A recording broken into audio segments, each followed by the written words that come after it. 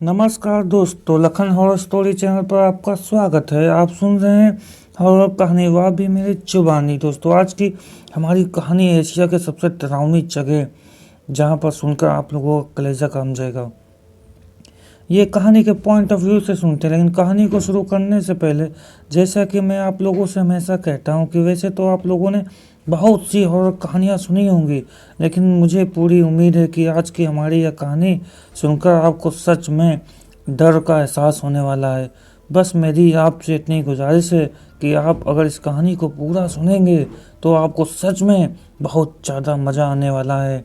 साथ ही अगर आप हम पहली बार हमारे इस चैनल पर आए हैं तो चैनल को भी सब्सक्राइब कर लीजिए। ऐसा करने से हमारी और आपकी नज़दीकियाँ बढ़ जाएंगी और आगे आने वाली वीडियो आप तक आसानी से पहुंच जाएगी। तो ज़्यादा समय ना लेते हुए जल्दी से अपनी कहानी को शुरू करते हैं। नमस्कार दोस्तों, मेरा नाम लखन है और मैं उन्नाव उत्तर प्रदेश का रहने वाला हूँ। आप लोगों ने अपनी ज़िंदगी में बहुत सी भूतिया और डरावनी कहानियाँ सुनी होंगी, लेकिन आज मैं आप लोगों के लिए जो कहानी लेकर आया हूँ उस कहानी को सुनकर आप लोगों को इस बात पर यकीन होगा कि कभी कभार हम लोग किसी ऐसी अनजान जगह पर दस्तक दे देते हैं जहाँ शायद हम लोगों को नहीं जाना चाहिए, क्योंकि हमारे से पहले ही वहाँ पर कुछ ऐसी चीज़ों की रहस्यमयी रहती है जिससे वह जगह हमारे लिए कहीं ना कहीं खतरनाक साबित हो सकती है। लेकिन फिर भी हम लोग उन सब बातों पर ध्यान न देते हुए सिर्फ एक एंजॉयमेंट के चलते इन सारी चीज़ों को नज़रअंदाज कर देते हैं, और फिर वही चीज़ हम लोगों के लिए आगे जाकर भारी पड़ जाती है। दरअसल यह कहानी शुरू होती है आर्यन, उसकी दोस्त रिया और कबीर एक पुरानी किंवदंती के पीछे भागते हुए हिमालय की एक रहस्यमयी घाटी में पहुंच गए। कहा जाता है इस घाटी में जो भी जाता है वह कभी वापस नहीं आता। क्या तुम्हें यकीन है ये वही जगह है? रिया ने कपाटी आवाज में पूछा। हाँ, पुरानी किताबों में इसी घाटी का जिक्र है, लेकिन यह जगह नक्शों पर नहीं मिलती। कबीर ने अपने मोबाइल पर स्क्रॉल करते हुए कहा। आर्यन ने चारों तरफ नजर दौड़ाई। घाटी के चारों ओर ऊंचे पहाड़ खड़े थे और घना कोहरा हर चीज का रहस्य बना हुआ था। अचानक हवा में एक अजीब सी फुसफुसाहट सुनाई देने लगी। यहाँ कुछ अजीब हो रहा है, आर्यन ने कहा। हमें संभलकर आगे बढ़ना होगा। जैसे ही वे आगे बढ़े, अचानक रिया ने एक टूटी फूटी झोपड़ी देखी। वो देखो, वहाँ कोई रहता है शायद। वे झोपड़ी के अंदर गए। अंदर एक पुरानी डायरी पड़ी थी। कबीर ने उसे उठाकर पढ़ना शुरू किया। अगर कोई ये पढ़ रहा है तो वापस लौट जाओ या घाटी तुम्हारी आत्मा निकल लेगी। जिया ने डरकर पीछे हटते हुए कहा। हमें यहाँ से जाना चाहिए। लेकिन तभी झोपड़ी के दरवाजे पर अपने आप बंद हो गए।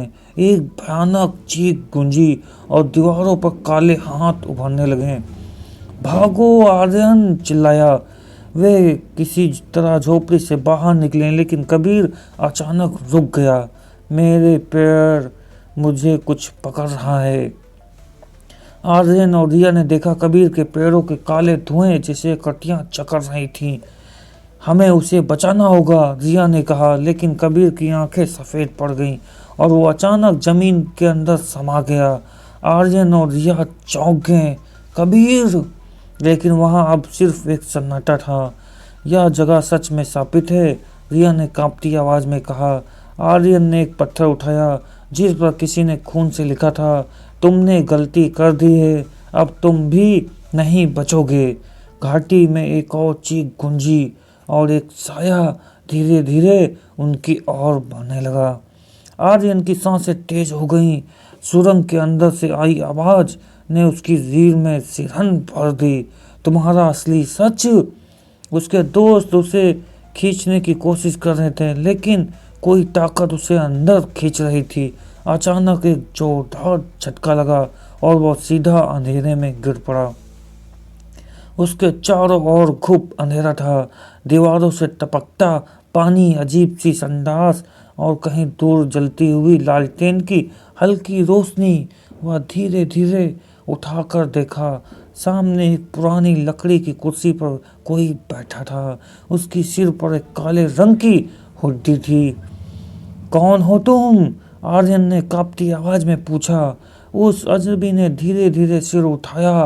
रोशनी में उसका चेहरा दिखा और आर्यन की आंखें फटी रह गईं। वो शख्स बिल्कुल उसी के जैसा दिखता था। आर्यन पीछे हट गया। ये क्या मजाक है? अजनबी मुस्कुराया, लेकिन उसकी मुस्कान में अजीब सा डरावना एहसास था। मजाक नहीं, सच्चाई है। मैं तुम ही हूँ, बस एक और रूप में। आर्यन के दिल की धड़कनें बढ़ गईं। तभी अचानक उसके पीछे की दीवार पर एक बड़ा आईना उभर आया। जैसे ही उसने उसमें देखा, उसकी परछाई हिलने लगी और धीरे धीरे आकार बदलने लगी। परछाई अब उसकी माँ जैसी दिखने लगी, वैसे ही जली हुई शक्ल, वैसे ही लाल आंखें। आर्यन, तुम्हें कुछ याद नहीं आता? एक भयानक गूंजती हुई आवाज आईने के अंदर से आई। रात का समय था। एक महिला अपने छोटे बच्चों को लेकर किसी से भाग रही थी। पीछे से कुछ काले साए उनका पीछा कर रहे थे। वो घाटी की ओर बढ़ रही थी और उसकी आंखों में डर था। अचानक एक काली परछाई उसके सामने आई।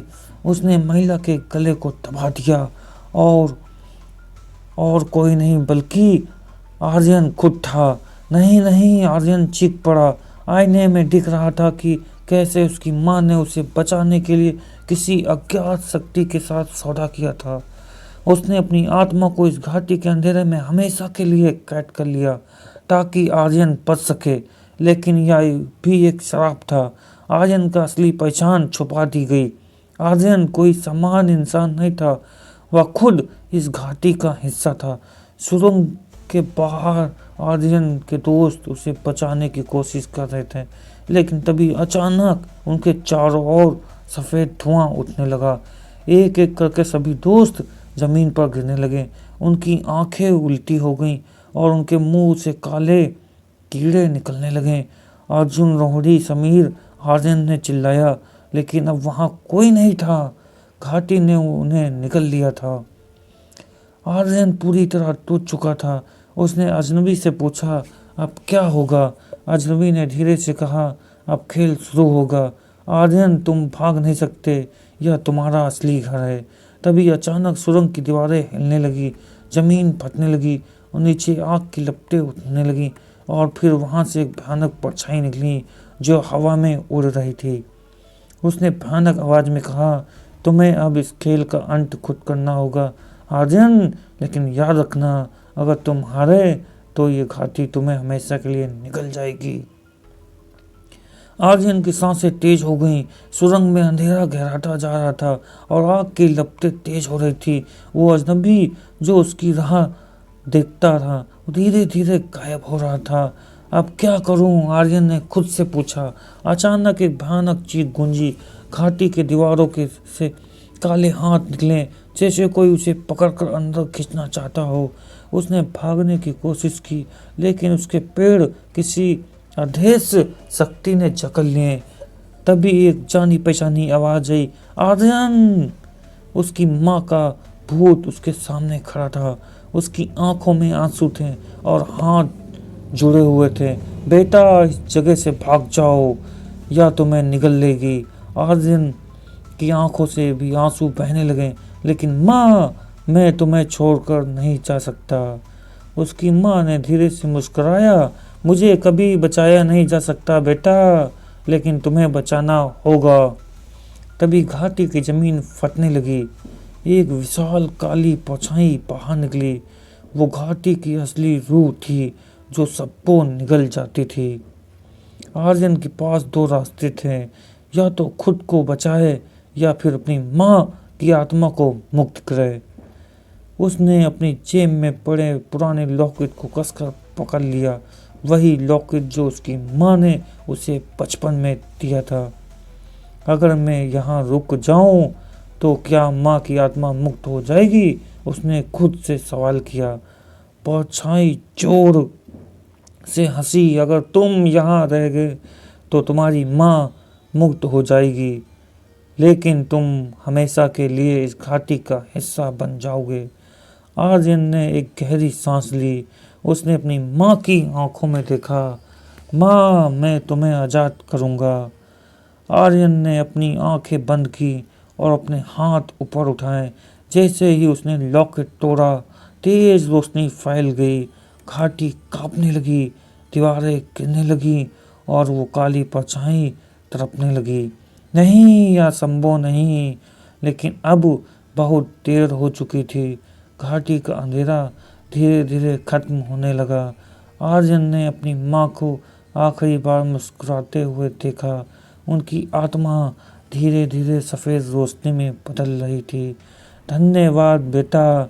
और फिर वो गायब हो गई। जब आर्यन ने आंखें खोली तो वो घाटी के बाहर पड़ा था। सूरज की पहली किरणें घाटी पर ही पड़ रही थी। उसके दोस्त अब भी गायब थे। घाटी शांत थी, जैसे वहां कुछ हुआ ही ना हो। आर्यन ने पीछे मुड़कर देखा। घाटी अब एक आम जगह पर लग रही थी। कोई डर, कोई अंधेरा नहीं, पर उसके दिल में वो यादें हमेशा के लिए बसी रह गईं। आर्यन शहर वापस लौट आया। उसने अपने दोस्तों की गुमशुदगी की रिपोर्ट लिखवाई, लेकिन किसी को कुछ नहीं मिला। कुछ दिनों बाद जब वो अपने घर में अकेला था, तभी उसके फ़ोन पर एक अनजान नंबर से मैसेज आया। आर्यन, तुम बच तो गए हो, लेकिन क्या सच में? देखो अपने पीछे। आर्यन के शरीर में ठंड दौड़ गई। उसने धीरे धीरे मुड़कर देखा और उसकी चीख पूरे घर में गूंज गई। दोस्तों, वीडियो का अंत हो चुका है। वीडियो को लाइक कर दीजिए, कमेंट में अपनी राय ज़रूर दीजिएगा। आपको स्टोरी कैसी लगी, आपको स्टोरी कैसी पसंद है, आप लोग कमेंट में बताइएगा। आपको उसी प्रकार की स्टोरी मिल जाएगी। और चैनल को सब्सक्राइब करना बिल्कुल ना भूलिएगा, ताकि अगला वीडियो आप तक आसानी से पहुंच जाए। आपका ये छोटा सा सहयोग हमारे लिए बहुत बड़ा भागीदारी है।